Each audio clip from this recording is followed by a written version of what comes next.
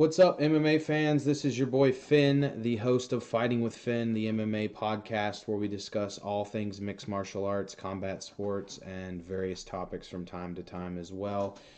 Today, we're going to cover a lot of things. First and foremost, we're going to do a quick fight recap from UFC 244, the Madison Square Garden or BMF title fight event, pay per view event that was huge.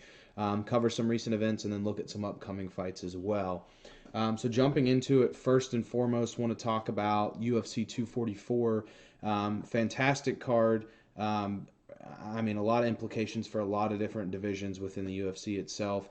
Kind of some current events that kind of was swirling around it. During what was interesting is DAZN decided to do, their big Canelo fight the same night as the UFC. Ultimately, the UFC was about halfway through their co-main event. When Canelo Alvarez was ready to kind of go on and the boxing main event was ready to start at MGM in Las Vegas. They allegedly actually reached out to Dana White, which Dana White had kind of said in the post-fight press conference in New York, and basically asked, the MGM Grand said, hey, listen, our guys are dying out here. People are losing interest. Is there any way you'd be okay with us televising UFC 244 on the big screens for everyone here, to kind of draw their attention since everyone was getting bored from, the Canelo fight not happening yet. Basically, they kept them in their locker rooms. The guys were fully suited up. They had their gloves on. They had been warming up. And there's some hilarious photos going around of them just kind of chilling, in the warm-up areas in the back, like laying on couches and stuff, getting ready for a main event fight. That they didn't feel like the DAZN felt like they couldn't start until the UFC finished. So pretty interesting there. That's pretty revolutionary. I mean, we've never seen that in combat sport history. We've seen Bellator and UFC happen the same night. We've seen boxing matches happen the same night. Pretty much any other sporting event that you can imagine, we've seen happen the same night as major UFC events, but never with a result like that where, basically they decided to not host the event or hold the event, the main event that is, until after the UFC ended. So I guess Dana gave them the go-ahead, and they said that they could show the Diaz fight. So basically, yeah, everyone in the crowd was getting restless. Dana White gives them the go-ahead to show the fight. I think, kind of going off what he said too, I don't think there's a loser or a winner here, but I think it really is a true testament to what is king in the combat sports world. Most people know this already, but MMA kind of was a little later to the game when it comes to combat sports in general. And so obviously they were carried the bit of the underdog badge for a while, and now we've absolutely seen that reversed. The UFC is bigger than it ever has been, especially with the deal with ESPN definitely coming mainstream. A lot of the athletes within the UFC are becoming stars outside the UFC. Let's put those like Conor McGregor to the side. Obviously, he was his own thing. But now you see guys like Israel Adesanya and the John Joneses of the world. And even Max Holloway is starting to get some reputation outside the UFC with his bottle cap challenge, which obviously was something that he did. But ultimately, the UFC is king. MMA is king in the combat sports world. And, this debacle that we see between DAZN and the UFC this weekend, I think really highlights that. A couple other big things coming up this weekend. I guess we can go into that after we discuss UFC 244. Incredible fight. This was an awesome card. We actually recorded a pre-fight episode, but had some technical difficulties, so apologies there. Where we picked, what we thought. Me and one of my colleagues picked who we thought was going to win these fights and how the turnout would be, our outcome would be rather. And to be honest with you, I got some right, but more wrong than I got right. So there was some pleasant surprises on this card. We started with a huge lightweight fight between undefeated Gregor Gillespie and Kevin Lee. Kevin Lee was coming off a 2-fight losing streak, had previously fought at welterweight, was coming back down to lightweight to kind of test his hand there. He's a bigger guy in general and had some problems with the weight cut in the past. He looked great when he came out this weekend. Obviously, he was the opener to this main event card here in Madison Square Garden. Looked fantastic. I mean, from the get-go, him and Gillespie were kind of trading some blows here, but ultimately Kevin Lee was able to secure a first-round knockout via head kick.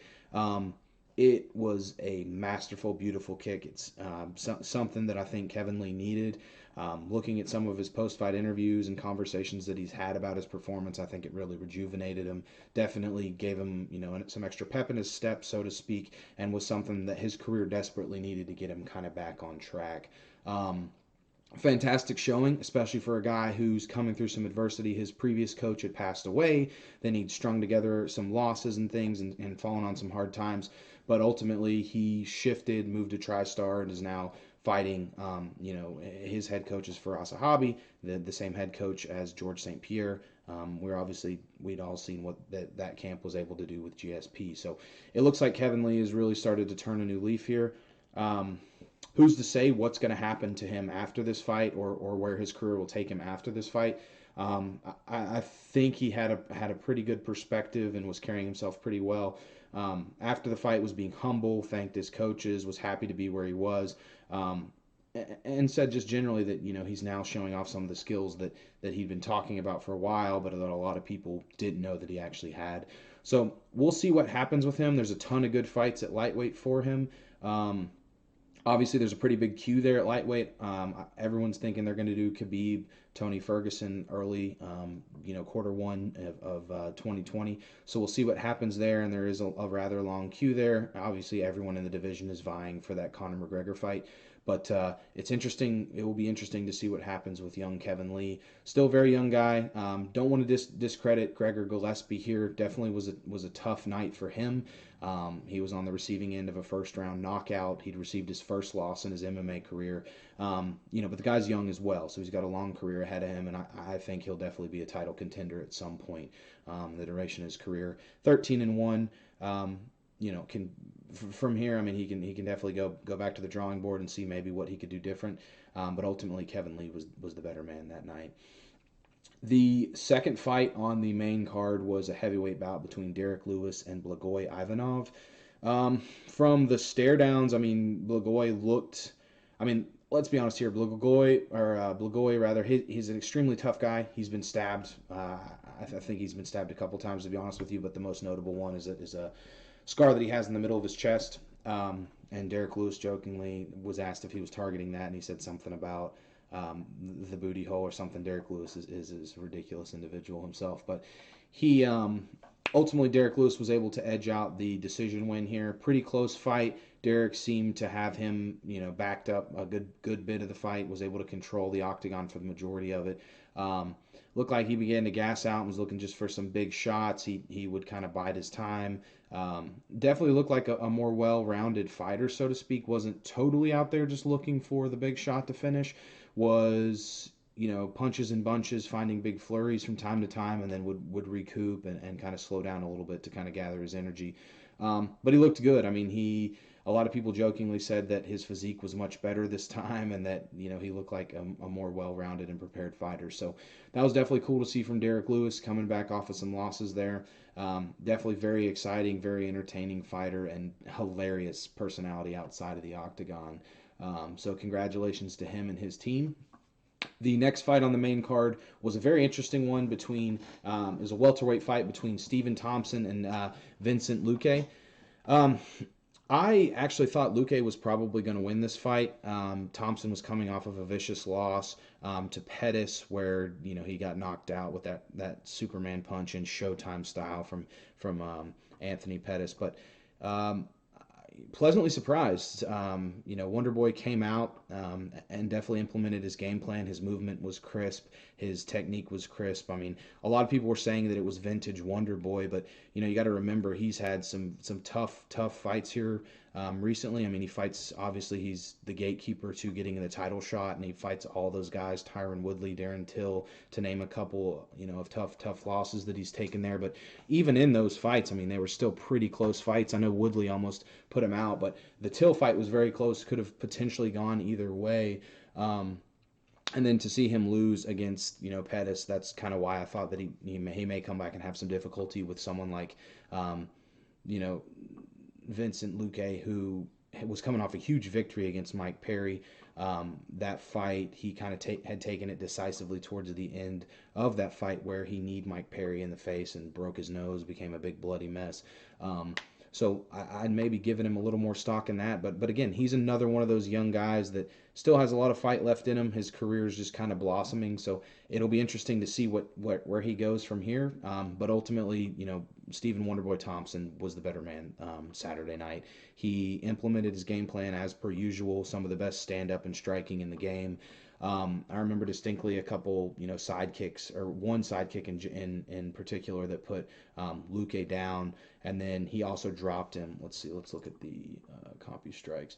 Yeah, so total strikes. Wonderboy put out 242 total strikes, landed 138. Of those strikes that he landed, I guess they ruled that all 138 of them were significant, and he did have one knockdown with a vicious hand strike. So, congratulations to him and his team. Definitely was, I wouldn't say vintage Wonder Boy, but what we've always known. His stand up is second to none. Congratulations to him and his team out of South Carolina. The co-main event for UFC 244 was a middleweight bout between Kelvin Gastelum and Darren Till. I had given this fight, as many people did, all but one to Kelvin Gastelum, strictly based on his past performance that he had most recently against the now middleweight champ Israel Adesanya. He looked absolutely incredible in that fight. That fight probably most likely will be fight of the year. We still have a couple months left, obviously a few more fight cards before that goes down, or before that decision can be made rather, but pretty definitively maybe contender or number one contender for fight of the year. So Kelvin, previous to that fight with Israel, was slated the title shot against Robert Whittaker, which, based on his performance against Adesanya, if he'd have showed up the same way the same night, I firmly believe he probably would have beaten Whittaker, and we'd have a different middleweight champion right now. But Till coming up in weight. Previously was cutting to welterweight. Had a couple setbacks in his career. Previously was undefeated. He lost to Tyron Woodley in his first title fight, pretty decisively. I mean, to be honest with you, he was completely outskilled in that fight against Woodley. He was beat on the feet. Woodley got the knockdown, got him to the ground, vicious ground and pound, and ultimately submitted him. A couple back-to-back losses for Darren Till. The next fight was the fight where he got beat by Jorge Masvidal, the main event on this card. He actually got knocked out pretty viciously by Jorge Masvidal in Liverpool at home, so was definitely very tough on his luck, coming off 2 losses. He definitely looked like the bigger guy in there and could definitely hold his own against Kelvin, which was pretty surprising. I mean, obviously he's a pretty big guy. He has a hard time cutting down to welterweight, so it was interesting to see that dynamic there. But it looks like he's probably found a home at middleweight, and he looks pretty good. I mean, he beat Kelvin Gastelum, who's a top 5 guy. I think he was the number 1 contender previous to this. So, definitely moved up in the rankings there. I think he was on Ariel Helwani, and Darren had said that, I guess jokingly, that he's not done with welterweight, but I don't see a reason why he should go back to welterweight. It's not like he went out there and stopped Kelvin Gastelum. The fight wasn't super compelling. It wasn't the most interesting fight ever, but he did win a split decision against a very tough Kelvin Gastelum. Whether it be Kelvin wasn't prepared for the fight or didn't show up that night, Kelvin certainly gave him his due and said that Darren was the better man that night. Interesting scorecards. There was a couple 30-27s, one that went one way, one that went the other. Obviously, Till won the split decision, but very interesting, how judges can see it one way when very clearly the majority of the people watching that fight would have given it to Till. But again, congratulations to him. A huge victory for him in his career. Still a very young guy. Still a lot of growing to do for him in his career. And to see him get a big win over someone like Kelvin Gastelum, who is, again, another one of those gatekeepers, in the middleweight division, that was pretty impressive for him. So it'll be interesting to see what happens with him in middleweight. I'm a fan of having him potentially fight a Yoel Romero, or getting another fight. It's just anyone in the middleweight division before they toss him in there with Adesanya. As much as I would like to see that fight between two larger strikers, I don't think Till should be able to jump the queue like that. He should have to fight like a Paulo Costa or Yoel Romero, someone like that, just to get him. I don't know, a little bit more cage time in that division would be nice to see, and not just have him move up in weight, coming off 2 losses, fight one guy, and then get the title fight. I don't think that's fair for those below him. Obviously, Costa is hurt right now, so that fight can't happen. And I know Yoel and Izzy were talking back and forth about what may potentially happen there. You've got other guys, like the dark horse of that division, a Jared Cannonier. You could have him fight. You could have him fight Till potentially. That would be a good fight. But again, I think Till's a little unmatched or mismatched when it comes to that fight as well. So interesting dynamic going on in middleweight. It's definitely been cool to see, the shifting in that dynamic ever since, Whitaker got beat by Adesanya and, Kelvin having just gotten beat by Darren Till breaking into the division. So who knows what'll happen, but it'll be definitely very exciting between now and 8 months from now when Paulo Costa comes back from his bicep surgery. The final fight of the night on UFC 244, that Madison Square Garden pay-per-view event, was Jorge Masvidal and Nate Diaz. This was the slated BMF title fight. Jorge coming off of a huge 2019. Nate Diaz coming off of a big win against Pettis after having kind of been sitting on the sidelines for about 3 years.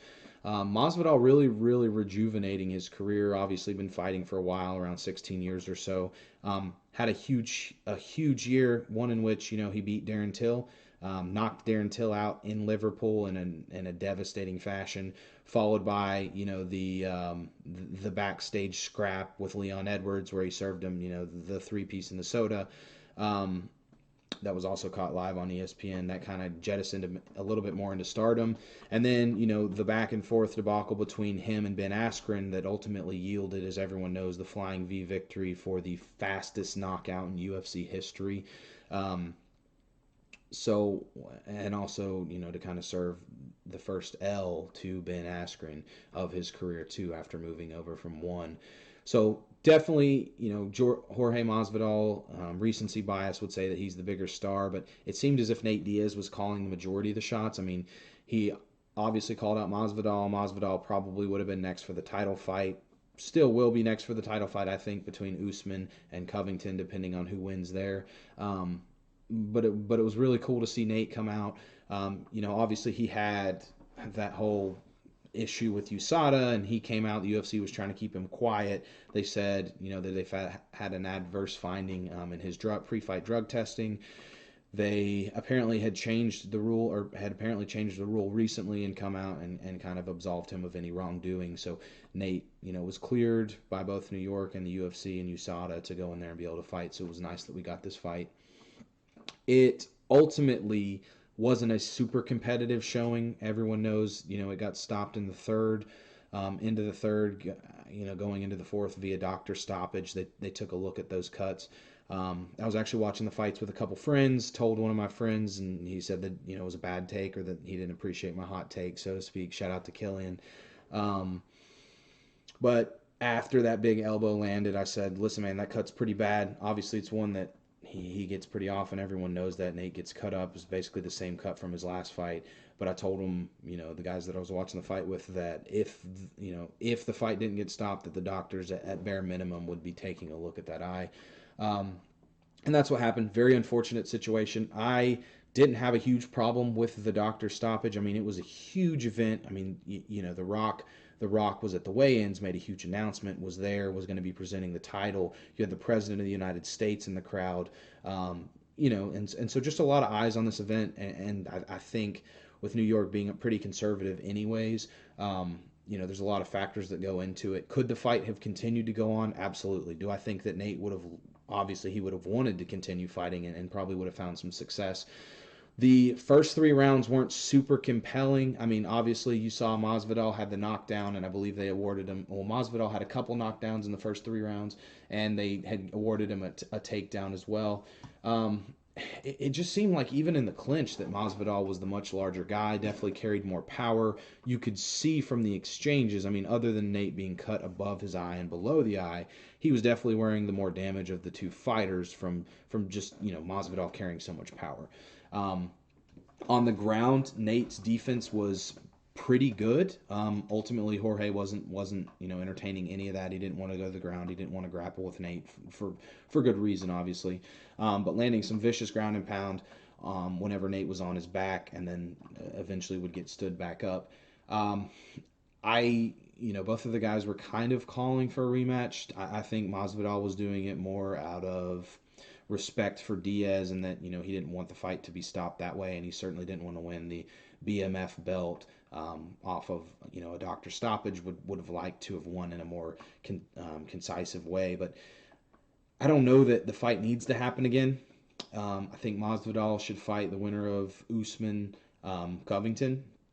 It's definitely a super compelling fight. If Covington does win, I don't know that he does beat Usman, but if that's possible, it would be a very compelling fight to see those two fight, coming from the same training camp and already having all of that pent up aggression towards one another, and a little bit of that drama would make things sweet. Um, I think you could do the Diaz Masvidal fight again. Ultimately, I think Nate, the argument for Nate would be, he's a marathon runner. He said for whatever reason he suffered an injury up to this fight, so he couldn't run for 2.5, 3 weeks before the fight. So he didn't really want to push his cardio to that limit until the later rounds. And I believe that. I mean, everything he says is with a good degree of sincerity. Um, do I know that he would have turned things around? I mean, it looked as if coming out of the end of the third that Diaz was probably going to be the fresher of the two. Masvidal doesn't necessarily gas out in fourth and fifth rounds, but I wouldn't necessarily say he's one of those fighters that we say would be a marathon guy, the guy that really turns on the fourth and the fifth.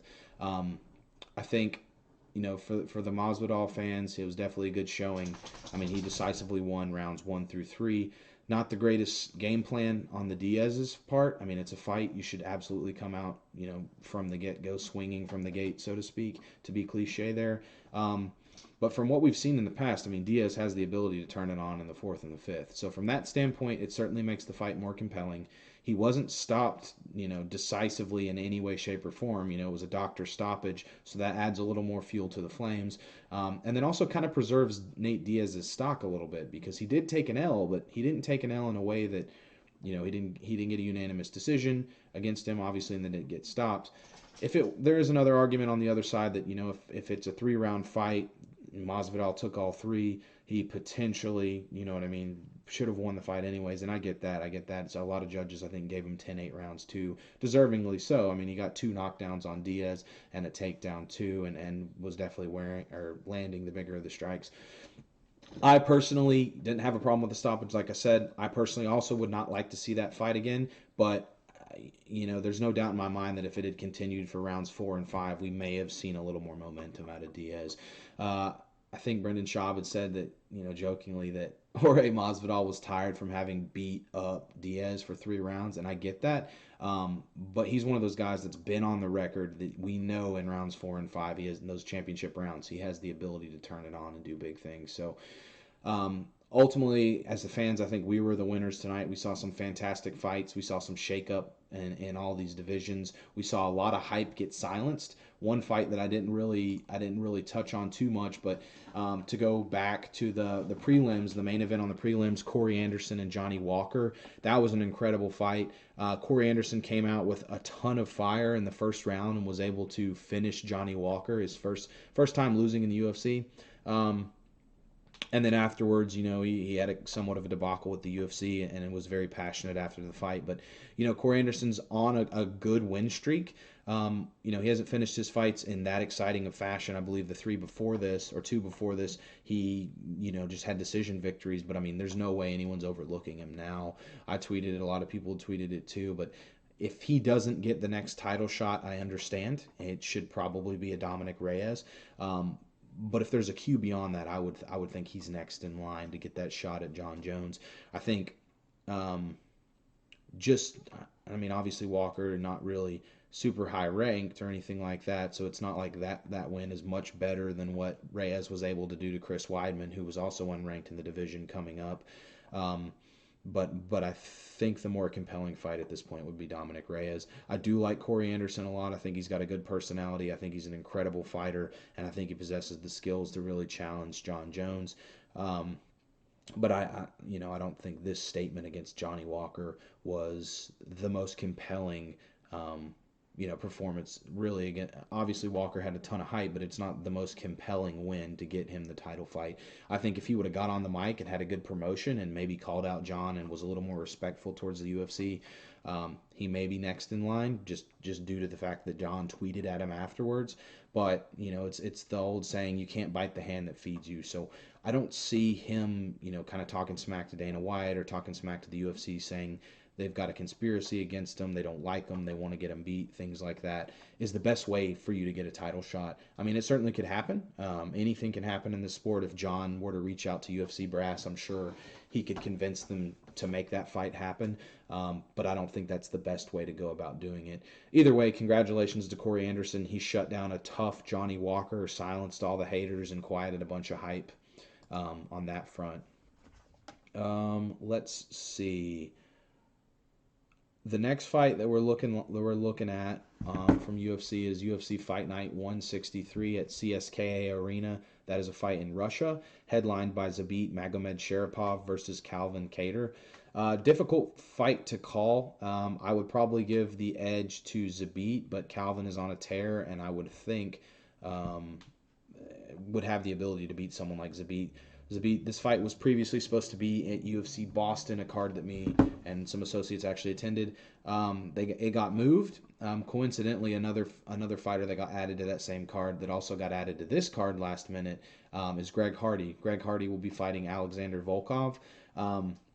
Greg Hardy coming off of a tough no contest. Before that, he's obviously looked pretty good in the UFC. He's not been fighting the steepest of competition, but he's going to get tested in this next fight. So it'll be interesting to see what happens there. I would assume that Volkov probably has the advantage, or at least is the favorite in terms of betting.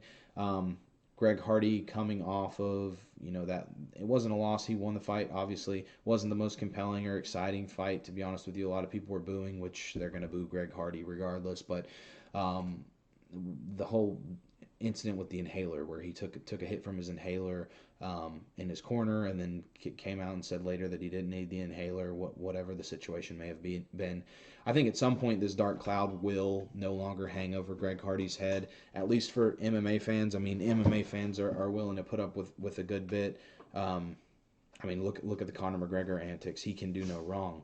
So I think at some point, that dark mark on Greg Hardy's career will go away. If he starts to get some good wins, he'll probably develop a more devout following. He certainly is with a good team, and has the ability to do big things in the sport. I mean, he's a super athlete, played in the NFL, so obviously he has the tools. He just needs to develop his skills a little bit more and put some time into the game, and I think he'll be pretty successful. Other things going on this weekend, we've got the YouTubers Showdown, Logan Paul versus KSI 2. I don't really care about this fight that much. I think it'll be interesting just because the size of the event itself. It'll be cool. I think Dylan Dennis had said on social media that he plans on showing up, and he's been chirping back and forth and had some commentary wanting to fight Logan Paul, so it will be interesting to see what happens there. Also, hot take, Logan Paul's looking like pretty big. Looks like he's definitely put some time in and has definitely been training. Who knows if he's on those Mexican supplements? Not sure. Definitely looks like he may be a little juiced up. So yeah, that's about everything. We did cover some other topics, some stuff going on with MMA in the previous podcast we recorded. We had some technical difficulties. We weren't able to upload that one, unfortunately. But didn't want to go back and revisit with any of those things. If there's questions or anything else that you'd like us to discuss, please leave a comment or shoot me a direct message or something like that. We are Fighting with Finn on Twitter, Fighting with Finn on Twitch, and then Fighting with Finn on YouTube. May establish some other social media as we go forward and kind of develop some things. I'm not sure. We will live stream every one of these podcasts live on Twitch, and then we'll upload the recording on YouTube afterwards and link everything with Twitter and social media as well. But do appreciate everyone that listens and watches. Like I said, if you've got questions, feel free to reach out. I'd be happy to address anything. And yeah, so until next week, we'll do a post-fight review for this upcoming UFC 163 card. Maybe talk about that Logan Paul KSI fight as well. We do appreciate it. Like, comment, and subscribe. We are Fighting with Finn on Twitter, Twitch, and YouTube. Thanks, guys.